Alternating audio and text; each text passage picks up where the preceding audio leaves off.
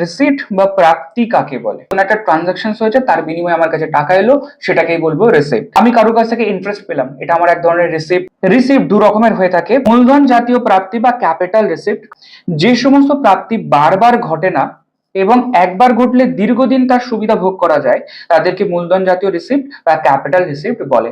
যেমন আমরা ব্যাংক থেকে 5 বছরের জন্য একটা ঋণ নিয়েছি, লোন নিয়েছি, তাহলে এটা একটা রিসিপ্ট।